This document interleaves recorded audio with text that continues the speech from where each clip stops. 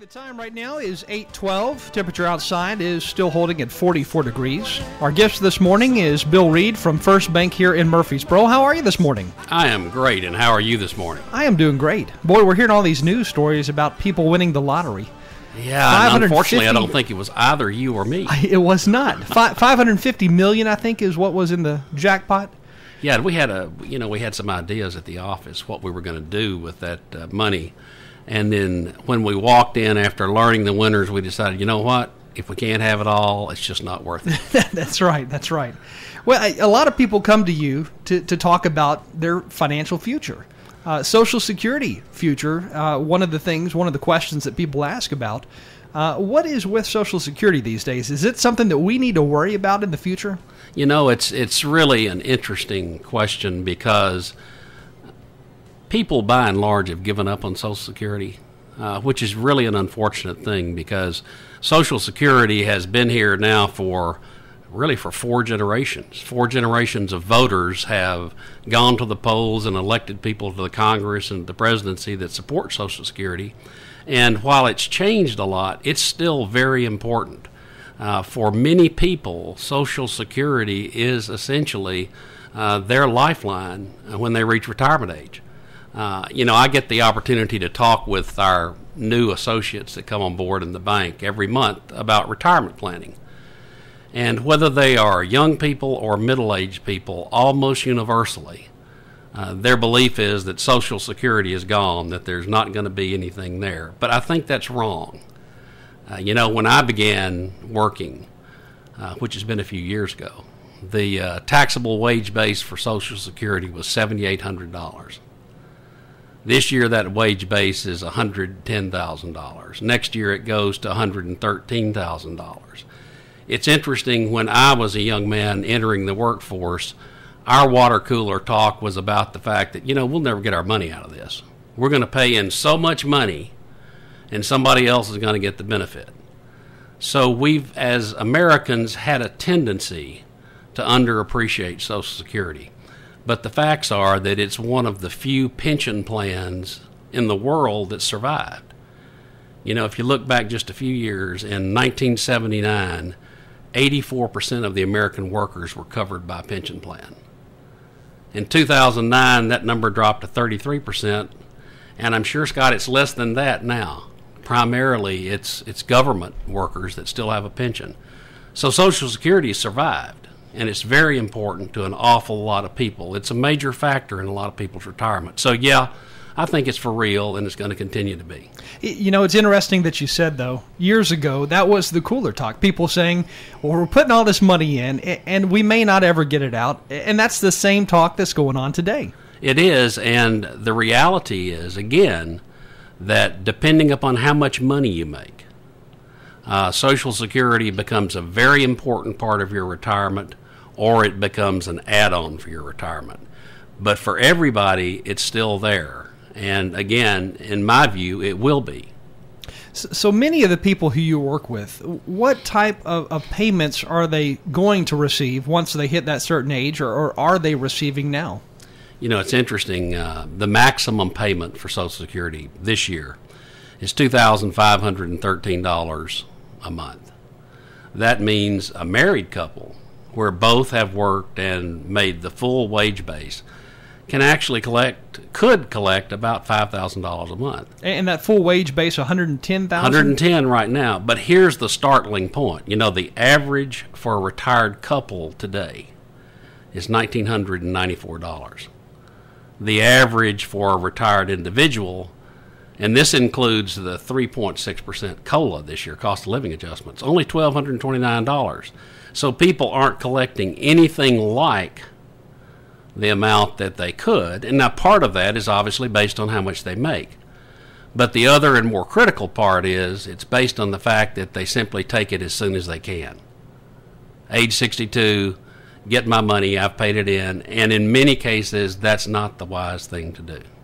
So when do we need to take the money out? Well, it's a number of factors have to be considered. The first thing that needs to happen, and this is the step that most people don't do, the first thing that needs to happen is you need to sit down and look at what you have, what sources of income you have, what assets you have that could create income, how you can position that income, and then defer your Social Security if you can, because the benefit grows the longer you wait to take it.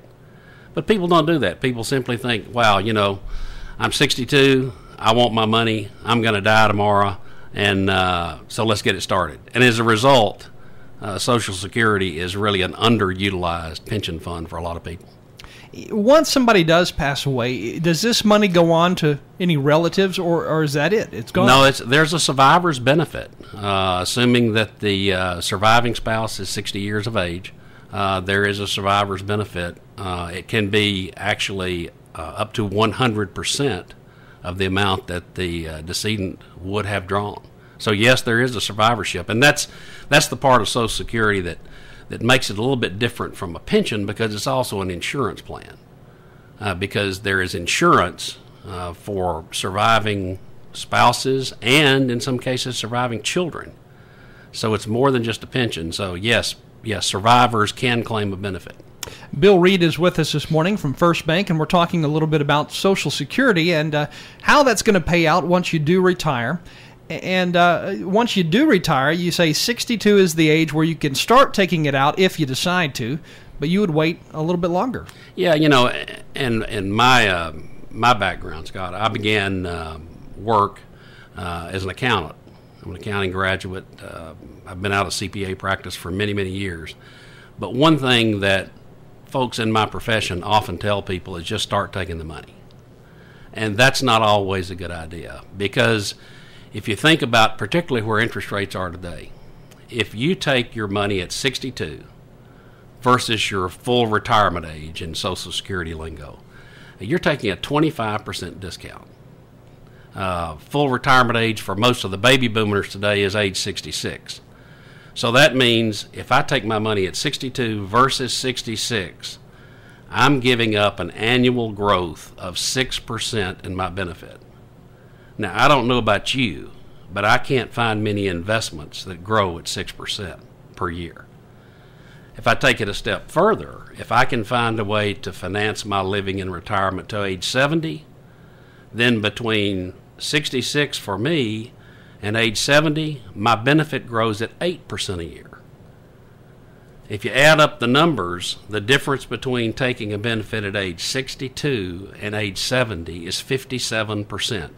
That's a big difference. That's a huge difference just to get your money early.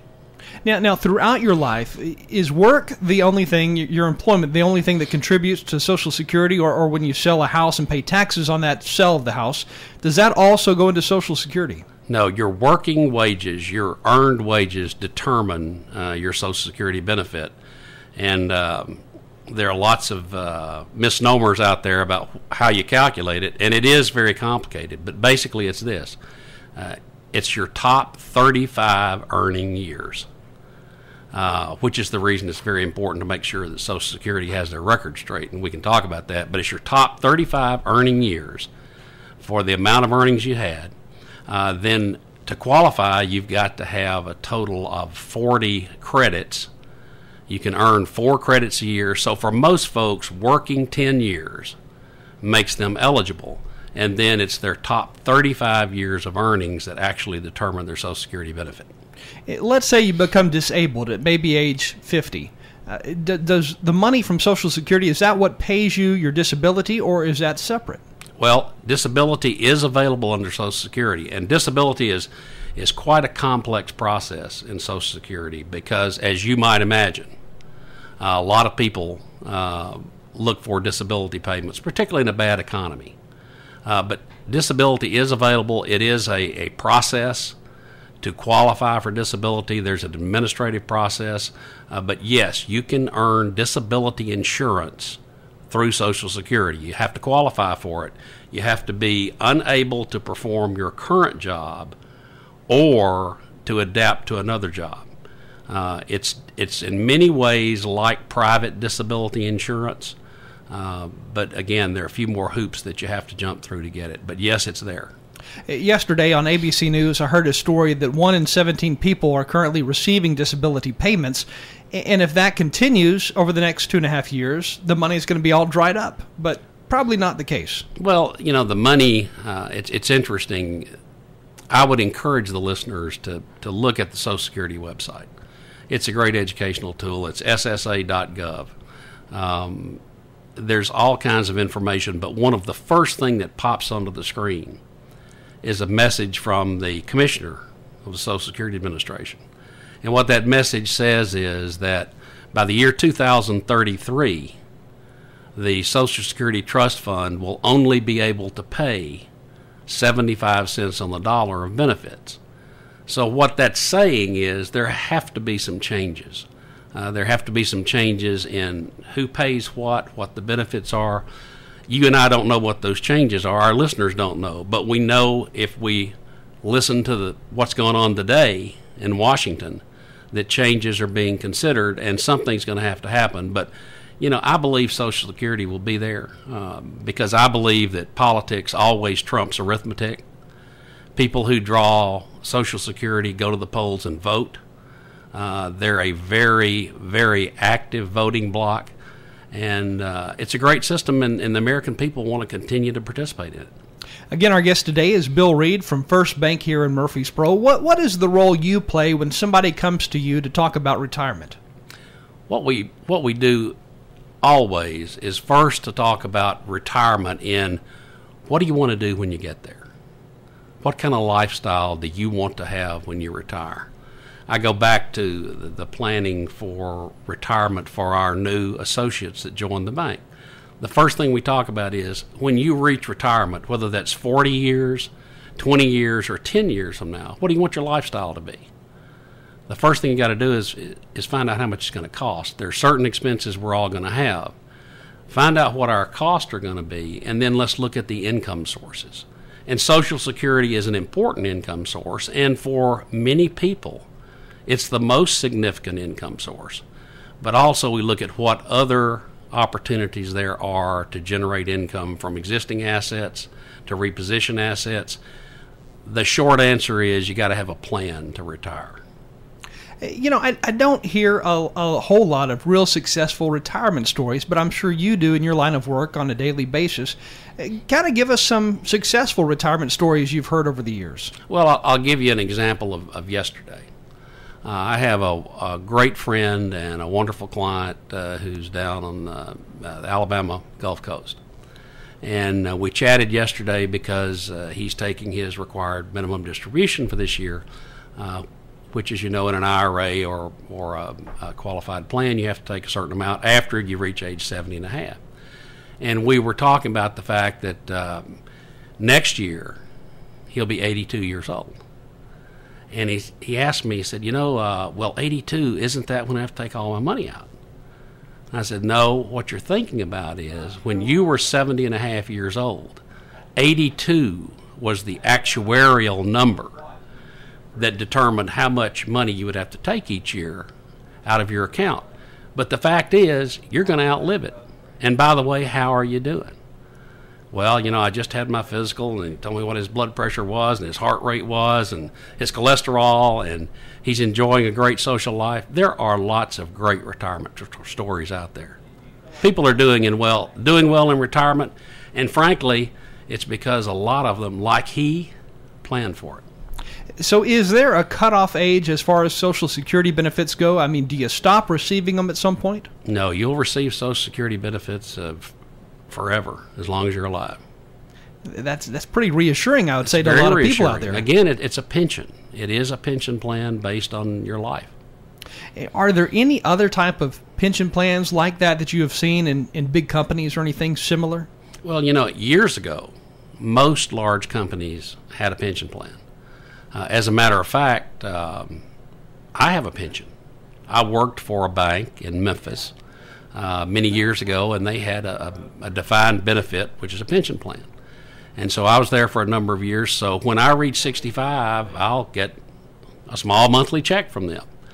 But those have virtually disappeared. About the only place today that you see pension plans are government-related or in some cases still union-based pension plans.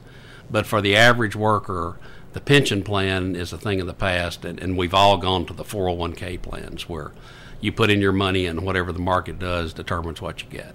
Do all government offices have a pension plan, or is that rare even in government? No, it's pretty normal in the governmental sector to have a pension plan. Certainly the teachers. I mean, the state has a pension plan, so most of the pension dollars that are out there today are in government-sponsored plans.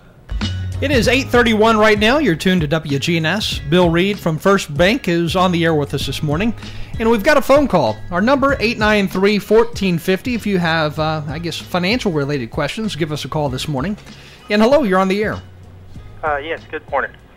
Good morning. The numbers, I was just figuring, he was talking retirement at 62 or 66. If, say, just round numbers, draw $2,000 a month from age 62 to age 66, that would draw $96,000. So how long extra would I have to live to actually break even? Well, let me share with you my own story. I did some calculations on myself in preparation for this morning, so let me tell you how it works. I elected not to take Social Security at 62. I'm not full retirement age yet, which will be 66. And let me tell you the reason I did that, because for me, and it varies, again, based on your benefit, but for me, at age 78, I will have earned more money starting at age 66 than I would have earned if I'd started taking at age 62. So my break even is 78 years old. Now, taking it a step further, if I wait till 70, which is frankly what I plan to do, then I'll have to be 80 and a half years old to break even. And that's a pretty good rule of thumb for most folks. It varies by your benefit. But if you're around 78, if you live to 78, then you're going to break even, I am at least, at taking full retirement versus taking it early at age 62. And about 80 years and 6 months is a break even if I wait till age 70. So it's not a long time. As a matter of fact, one of the actuarial tables that we do in the insurance side of the business tells us from 2008, if you were 65 years old in 2008, a man had a 38% chance of reaching age 90 and a woman a 50% chance. So the reality is, while none of us are aching to leave early, we're living longer. Does that help you out? Now, we take those same numbers.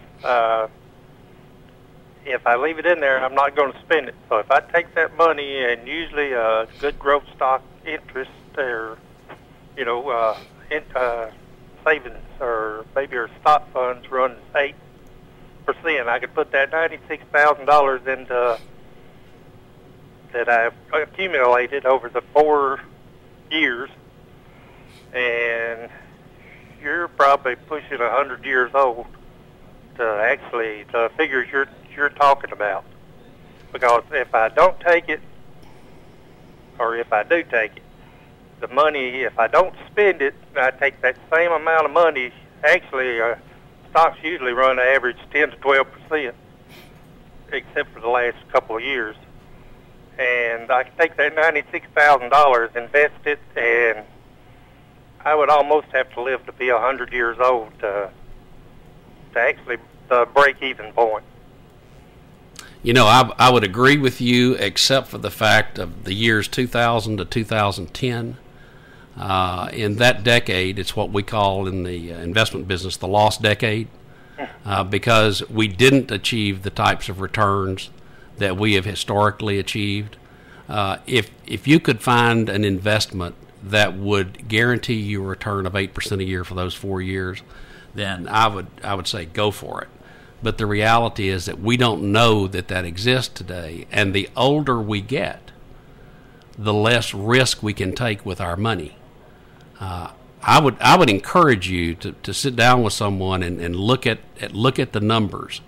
And I would likewise encourage you not to be misled that there's an automatic 8% or 10% return in the stock market, because it simply isn't a fact anymore. Oh no, I've felt the crunch since 2008. I'm assured that. But in the same token, that I remember in 1976, the stock market was less than 3,000. So, which our money is not worth near as much printed as it used to be. I just wanted to get out both sides of the scenario, I guess. Well, thank you for calling this morning. Yes, thank you. Our number is 893-1450. Let's take another call. Good morning. You're on the air with Bill Reid. Yes, this is a question reference Social Security. I think I can explain the question. I know that once one starts drawing Social Security, if they continue to work, then there's a penalty. But for example, when one reaches their retirement age, their Social Security age, but yet chooses not to draw the Social Security, they just keep on working, is there a cap on how much they can earn without paying a penalty? In other words, if they reach the retirement age of 65 or 66, whatever it is, but don't draw Social Security and keep on working, do they still have that penalty imposed on them? There are two answers to your question, and the first one, you talked about starting at full retirement age, but it's important to talk about the first one too. There's a test for people who take their income before full retirement age, and it's called the combined income test. And what happens is, if, for example, if you start taking your benefits at age 62, the combined income test takes the total of your adjusted gross income, which the short answer to that is, if you look at the bottom of the first page of your tax return, that number is your adjusted gross income. If you take that number plus what you've earned off municipal bonds or non-taxable interest, plus half your Social Security benefits, you add all that up, and there are limits to how much you can earn. And this is after retirement, full retirement age. If you add all that up, you're going to pay taxes on that. If that combined income is $25,000 to $34,000 and you're filing an individual return, you're going to pay income taxes on 50% of your Social Security benefits. If your Social Security benefits and your other sources of income are over $34,000, then you're going to pay 85% of those benefits are taxable. Now, if you file a joint return, then the thresholds are a little bit higher. 32 to 44,000, 50% is taxable.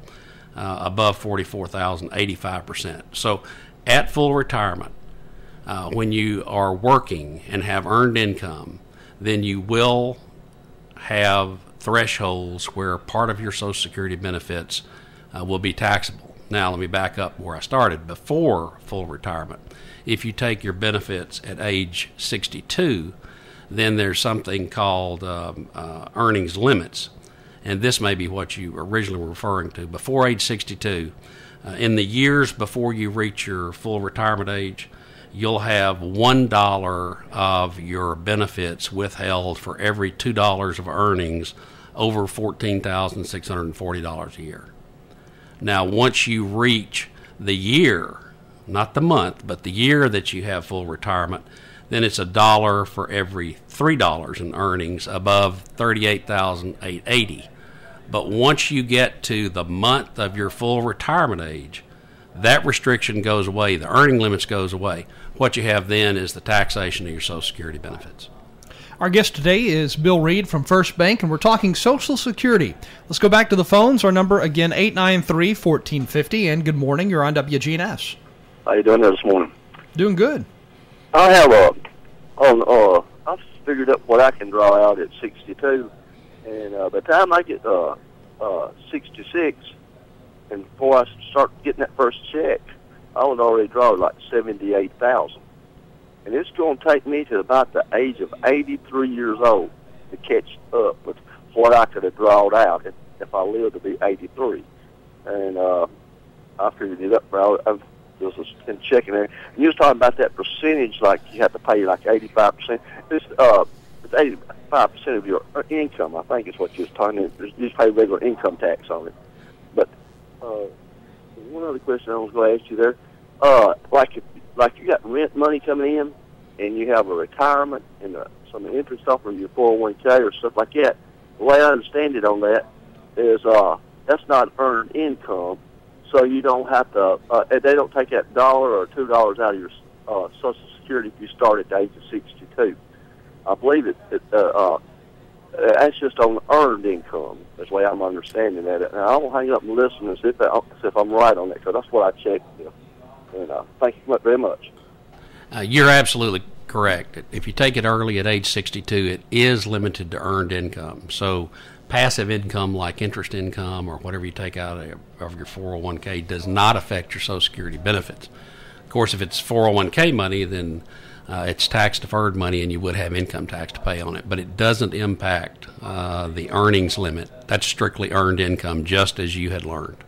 So if you've owned rental property your entire life and that was your income for the majority of your life, then you're kind of up the creek without a paddle as far as Social Security money goes, because you're not going to get money from those years of rental income. Yeah, and that's a very important point. One of the things that folks should really focus on doing is going to the website. Again, that's ssa.gov. You register. You put in your Social Security. It's a very simple process. And once you register and set up your password, you can see your lifetime earnings. Year by year, you'll see what goes into the calculation of your Social Security benefit. You'll have an estimated benefit that they'll calculate for you. And here's the reason that's important. Because everybody's not perfect.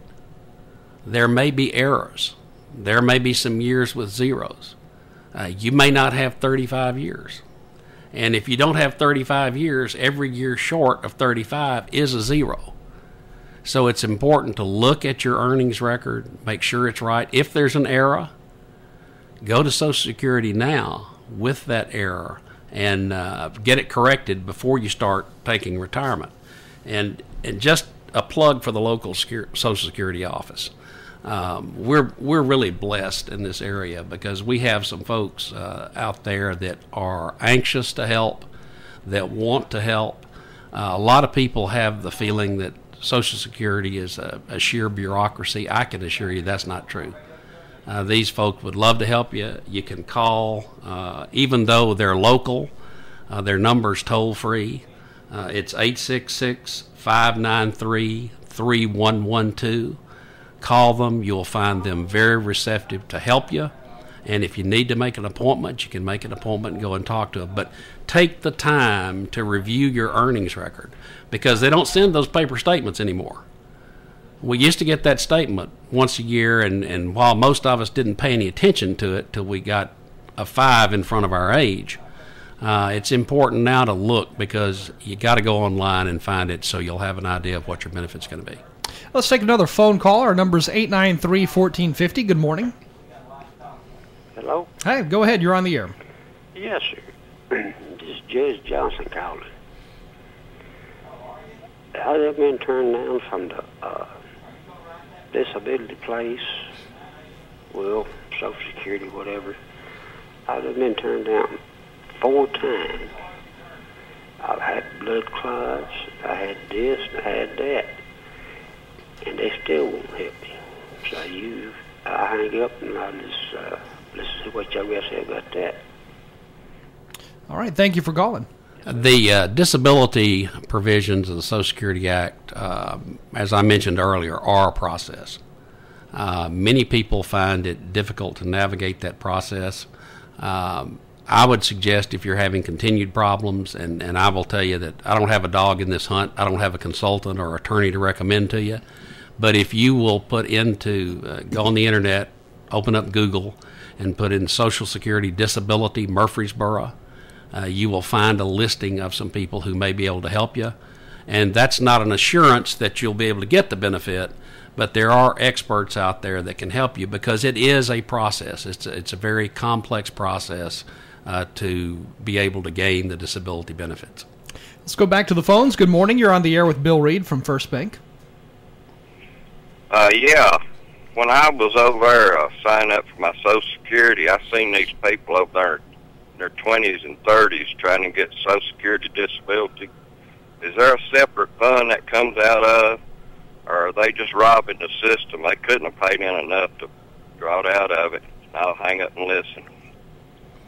Well, you have identified one of the real issues with the disability portion of the insurance fund. The Social Security Trust Fund does cover both retiree benefits and disability payments.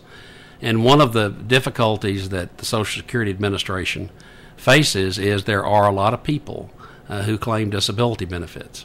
And therefore, there is a rather protracted process that an individual has to go through to be able to qualify for those benefits.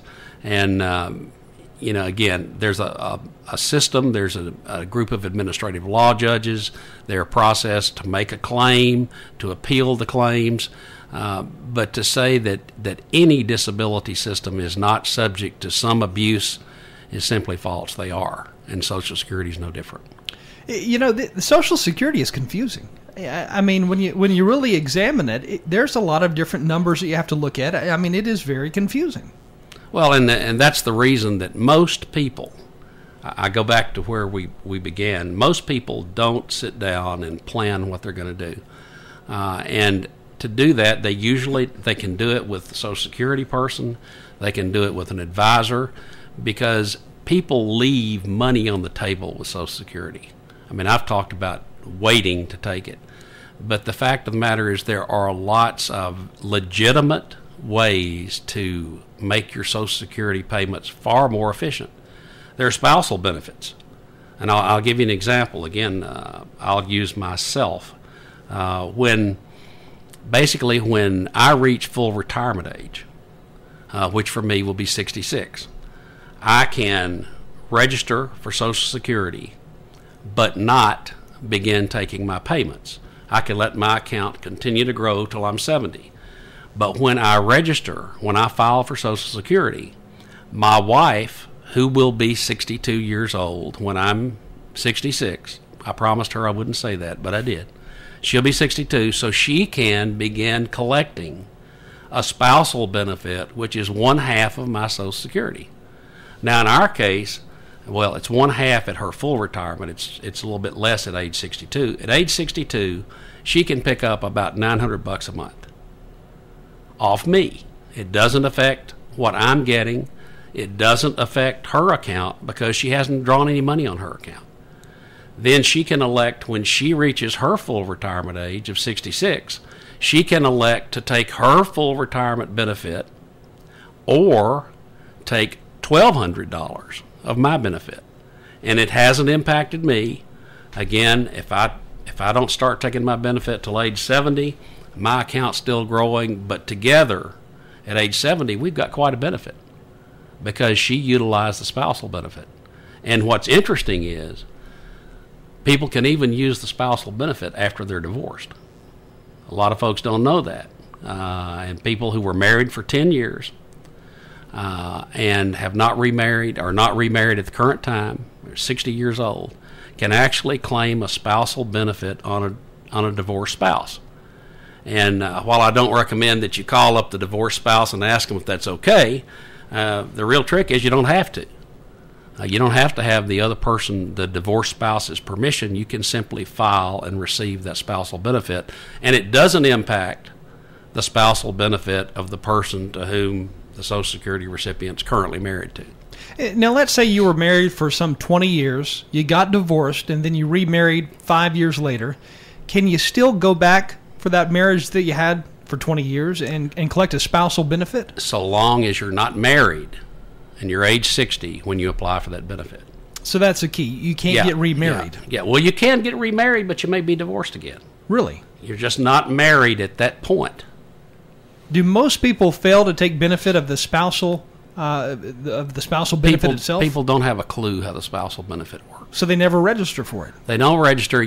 There's a lot of information in the print media of late about this process called file and suspend, which is just what I talked about. Right now the time, 8:55. Our guest today is Bill Reid from First Bank here in Murfreesboro.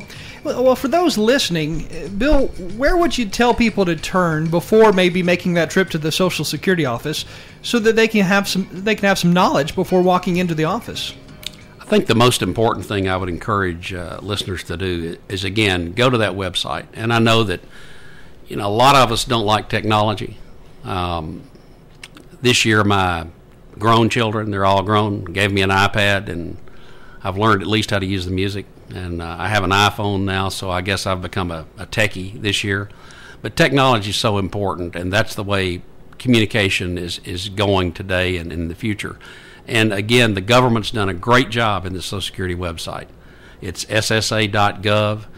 There's a process there to register so that you can see your earnings history. There's all types of educational information. You can actually apply for benefits online.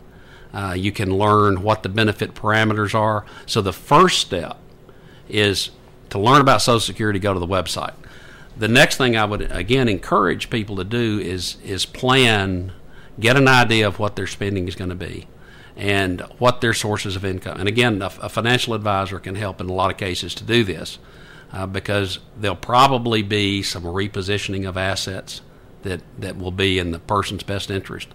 But Social Security benefits are so important, and the ability to calculate what you're going to get and when you're going to get it can make the difference between a comfortable retirement and frankly leaving money on the table that you might later regret. If we're scared to go online, if somebody listening who does not go online and they don't have a computer, what do they need to look for in the phone book when they open it up as far as finding that financial type person to help them out? Investment advisors are the primary people that can help you. I know that in our organization, over this last year, we've done these Social Security seminars across the state of Tennessee. We've had a number of them here in Murfreesboro. But these folks will be financial advisors. Of course, FirstBank has a group of those people that can help them. And that's the first step. Find someone that can help you navigate those retirement expenses and income sources.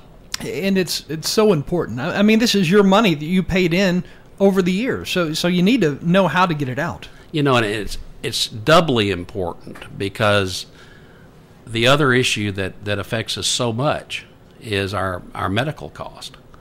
And, prescription drugs today can eat up a whole lot of Social Security benefits. So as time goes on, I don't know what inflation is going to be. I'm not smart enough to figure that out. That's the reason I guess we have a Federal Reserve or something like that. But I do know that the cost of medical care is escalating at several times the rate of inflation.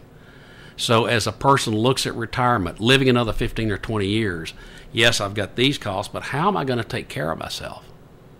If I really become sick, where am I going to get the money? So all of that planning is so important for people to do. Sit down with someone who can do it. And if I may, we're going to extend our seminars in 2013. The first one is going to be on Medicare because that's up for grabs right now too. What's going to happen with that? So on January 24th at 5:30, we'll be having our first Medicare seminar in Murfreesboro. January 24th, 5:30 p.m. Is it going to be at FirstBank? It will be at FirstBank, and folks who are interested can call to register at 278-8888. The seating will be limited. I have seen this presentation. We have an expert who's coming in to do it, and a lot of information, very important information for people who are nearing retirement. And that's going to be FirstBank on Memorial Boulevard. FirstBank on Memorial. Bill Reid with us this morning from FirstBank, and right now the time, 8:59. Bill, thank you for joining us. Thank you so much for the opportunity to share your listening audience this morning. And once again, that seminar, January 24th at FirstBank on Memorial. At 5:30 p.m. and call 278-8888 to register. Sounds good. Thank you again for joining us. Thank you so much.